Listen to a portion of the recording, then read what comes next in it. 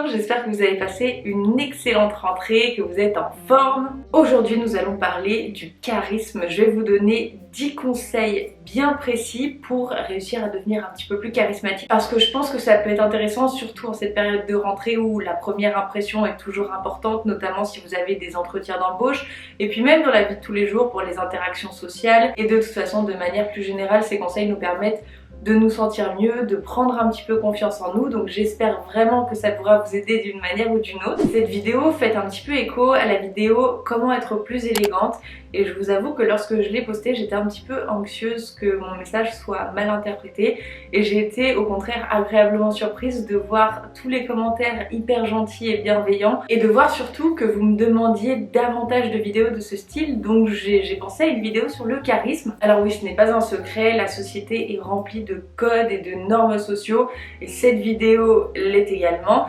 mais les codes du charisme sont à mon sens beaucoup plus sains que les normes de la beauté, pour la simple et bonne raison qu'ils se concentrent davantage sur le fond que sur la forme, ou tout du moins une forme atteignable facilement et par tout le monde, et ça n'a strictement rien à voir avec une taille de poitrine, de fesses, de hanches, de taille. En réalité, que vous fassiez un 36 ou un 46, ça ne changera absolument rien. La personne qui a été ma première source d'inspiration et de recherche pour faire cette vidéo est bien évidemment ma mère. C'est sans l'ombre d'un doute la personne la plus charismatique que je connaisse, et je me suis toujours demandé mais d'où ça vient?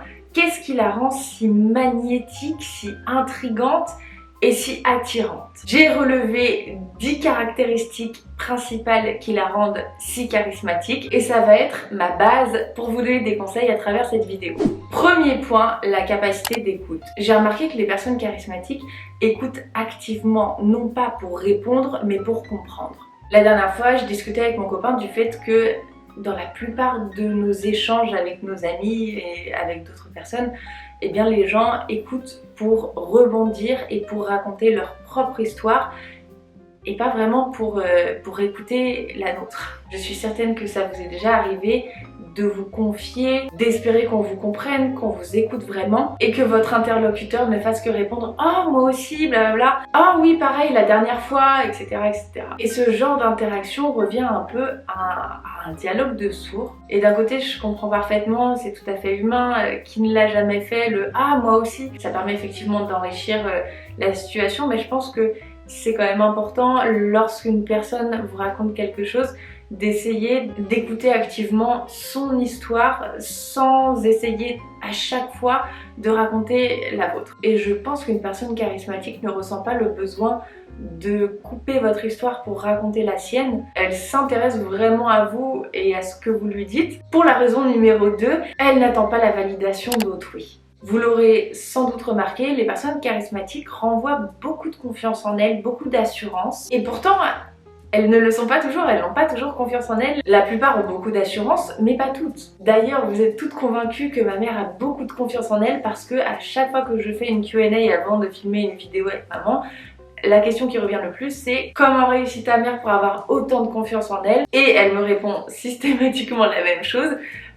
Ouais, mais Marie, j'ai pas spécialement confiance en moi, et c'est notamment pour développer cette capacité d'avoir plus d'assurance que j'ai commencé le théâtre. Et alors je me suis demandé, mais qu'est-ce qui pourrait donc s'apparenter à la confiance en elle qu'elle semble renvoyer? Et j'ai trouvé un point commun à toutes les personnes charismatiques, ça je pense que c'est clair et net, elles ne cherchent à imiter personne.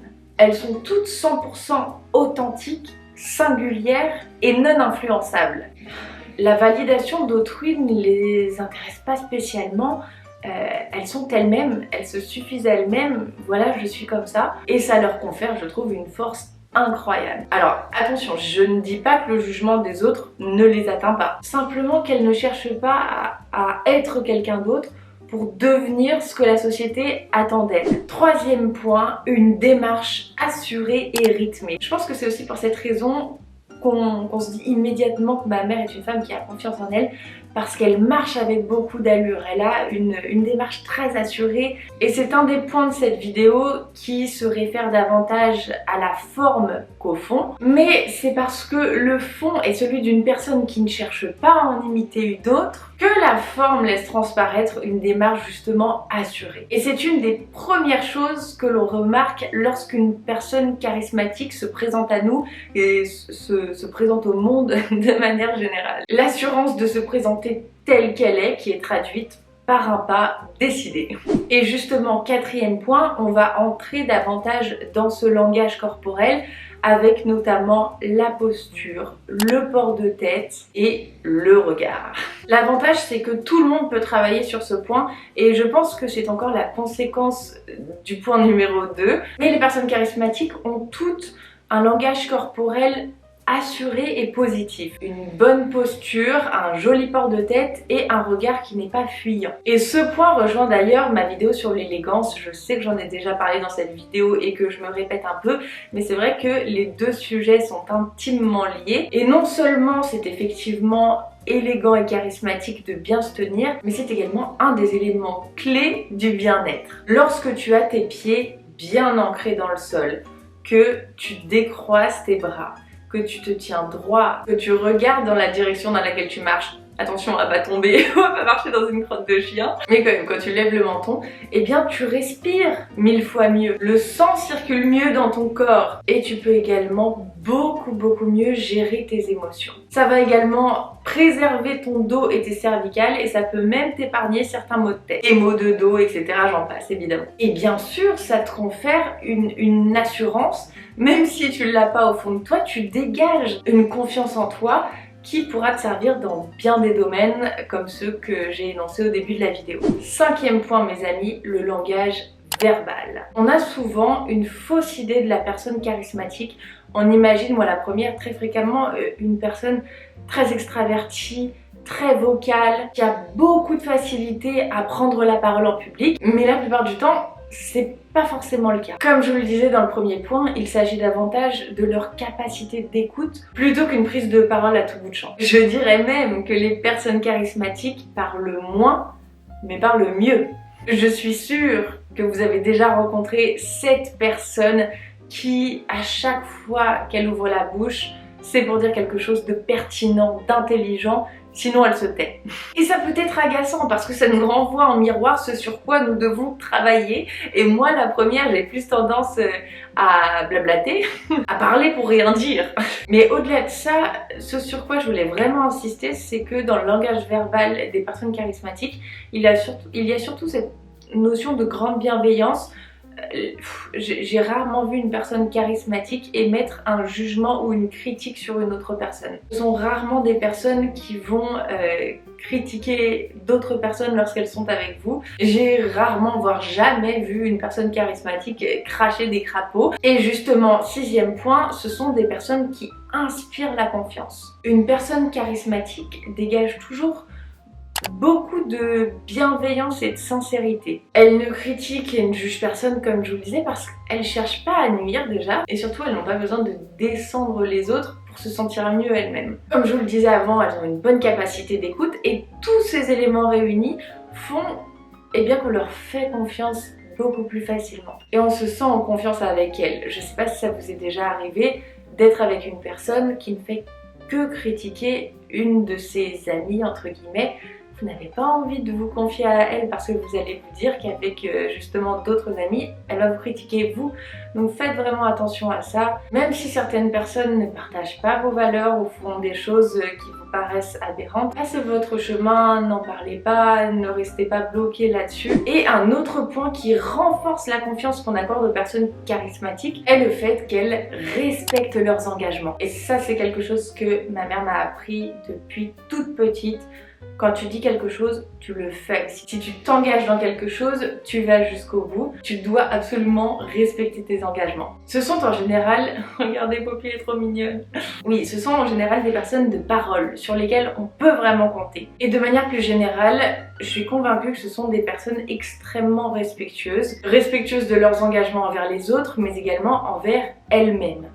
et ça c'est plus compliqué. Lorsqu'elles disent quelque chose, elles le font vraiment et d'ailleurs, 8e point, elles prennent des initiatives. Ce sont des personnes qui sont dans l'action, dans la prise de décision. Si je reprends l'exemple de ma mère, qui pour moi est la personne charismatique par excellence, elle ne procrastine jamais. Elle prend des décisions mesurées et intelligentes, mais c'est ça que je trouve admirable, c'est qu'elle est capable de décider très justement et très rapidement. Et elle ne remet jamais rien à plus tard. Depuis que je suis toute petite, elle me répète la même chose. Pourquoi remettre à demain ce que tu peux faire le jour même? Eh bien oui, c'est une bonne question. Et l'avantage de penser comme ça, c'est que on n'a pas grand chose en tâche de fond. Ce qui doit être fait est éliminé de notre tête tout de suite et on peut passer à autre chose. Et ça nous permet également de considérablement réduire le stress passif qui est au fond de notre tête, de ne pas tout remettre sur la nous du futur qui aura déjà 1000 choses auxquelles penser. Lorsque l'on procrastine, c'est nous que l'on handicape parce que de toute façon on devra le faire, c'est pas quelqu'un d'autre qui va le faire à notre place. C'est une tâche de plus qui s'accumule à la liste de tâches que l'on doit déjà faire. Donc quand je fais ma to-do list par exemple, si j'ai une toute petite tâche à faire pour le lendemain qui me prend moins de 5 minutes, je la fais immédiatement. Ça me donne un petit sentiment de fierté, de satisfaction et ça me décharge déjà d'une petite tâche que je n'aurais pas à faire demain. 9e point, les personnes charismatiques restent toujours simples. Elles n'essayent jamais d'en faire trop. Encore une fois, elles sont authentiques et ne cherchent pas à ressembler à quelqu'un ou à impressionner quelqu'un et surtout, elles ne cherchent pas à plaire à tout le monde. Elles restent humbles et ne se la racontent pas, ne se la jouent pas. C'est quoi l'expression en 2021? Quand j'étais petite, on disait tu te la pètes. Mais aujourd'hui, je sais pas. Quelqu'un qui est imbu de sa personne n'est pas charismatique aux yeux des autres. Tu seras jamais happé par son magnétisme, tu seras juste déçu de découvrir que c'est moi-je avant tout. D'ailleurs, force est de constater que la plupart des gens qui essaient d'attirer l'attention des autres, c'est principalement parce que ces personnes ont un besoin d'estime qui est un petit peu plus élevé que la norme et ça cache souvent beaucoup d'insécurité, de fragilité et un gros manque de confiance en elle. Donc quand tu vois une personne qui te dit moi j'ai confiance en moi, moi ceci, moi cela, souvent c'est tout le contraire. Mais oui, tout ça pour vous dire que les personnes les plus charismatiques ont la plupart du temps le comportement le plus simple et le plus naturel. Elles ne cherchent jamais à trop en faire. Et 10e point, c'est qu'elles dégagent une aura particulière. Ces personnes ont une énergie particulière, une aura qui nous attire. Et surtout, ce sont des personnes qui nous font du bien. En général, ces personnes ne puisent pas notre énergie. Au contraire, on se recharge au contact de ces personnes. Et aussi je trouve qu'elles nous apaisent parce qu'on sait qu'on n'est pas jugé, on sait qu'on a une personne honnête, authentique en face de nous, qui est sincère et voilà, ça fait beaucoup de bien. Elles ont une énergie souvent très positive et un sourire foncièrement sincère. Tu vois rarement une personne charismatique dégager une énergie négative, des ondes négatives et c'est rarement des personnes qui se morfondent. C'est plutôt l'inverse. Et c'est pour ça que ma maman est tellement exceptionnelle et que j'aime tellement être avec elle. Pour terminer cette vidéo, le contre-exemple que je pourrais donner pour détruire absolument tout ce que je viens de dire, ce sont les méchants dans les films. Et notamment, je pense au Joker. Je pense que c'est à peu près tout le contraire de ce que je viens d'énumérer et pourtant, il m'apparaît comme un personnage extrêmement charismatique. Après, on peut se dire évidemment que ce sont des cas particuliers, que ce sont des acteurs. Et puis dans la vraie vie, une personne charismatique ne cochera pas forcément les 10 caractéristiques que je viens d'énumérer. Et puis il y a des degrés de charisme aussi. En fait, c'est simplement une alchimie globale qui correspond plus ou moins à ce que je viens de vous dire. Mais voilà, c'est surtout un équilibre qui rend cette personne si magnétique, si intrigante et si attirante.